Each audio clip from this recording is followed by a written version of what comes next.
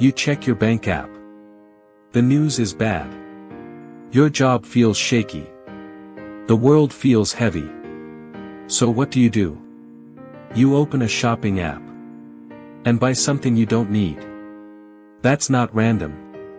That's called doom spending, and millions of Americans are doing it right now without even realizing it.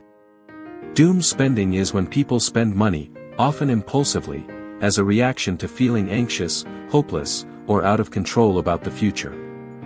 It's not about needing the item. It's about needing the feeling that buying gives you, a tiny hit of control in a world that feels chaotic. Think about it: inflation headlines, layoff news, climate anxiety, political tension. When the big picture feels unfixable, your brain looks for something small it can fix. And clicking "buy now" feels like an instant win.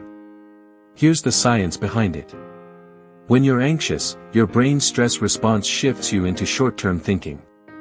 Long-term consequences, like your credit card bill, feel distant and unreal.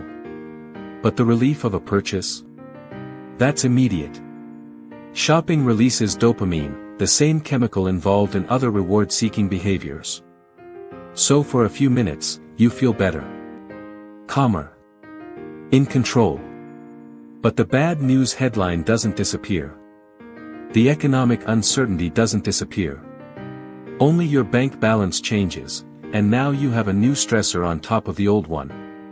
This creates a cycle: anxiety spend temporary relief, guilt more anxiety spend again. Doom spending doesn't happen randomly.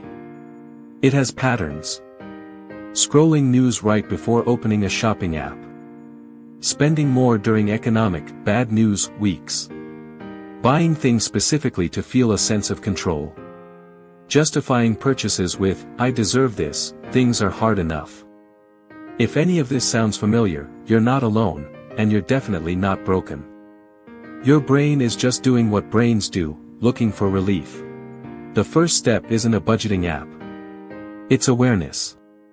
Before you buy something out of anxiety, pause and ask, am I buying this because I need it, or because I need to feel better right now? Just naming the urge, "this is doom spending," weakens its grip. You're moving the decision from your emotional brain to your thinking brain. Your brain isn't looking for a sweater or gadget, it's looking for relief. So give it relief that doesn't cost money. Try the 5-minute rule: when the urge hits, wait 5 minutes and do something else that gives a small sense of control: a short walk, tidying one drawer, writing down 3 things you can actually control today. Often, the urge fades once the anxiety has somewhere else to go. Some people set aside a small, guilt-free, comfort fund, a tiny amount specifically for emotional spending, separate from the main budget. This way, if you do spend, it's intentional and limited, not a spiral. The goal isn't to never spend emotionally, it's to make sure your emotions aren't writing checks your future self can't cash. Doom spending isn't a character flaw. It's a coping mechanism for living in an anxious world. But once you can see the pattern, you can interrupt it, and that's where real financial control begins. If this helped you understand your own spending a little better, hit subscribe. We break down money psychology like this every week. This video is for educational purposes only and does not constitute financial advice. Please consult a licensed financial professional for guidance specific to your situation.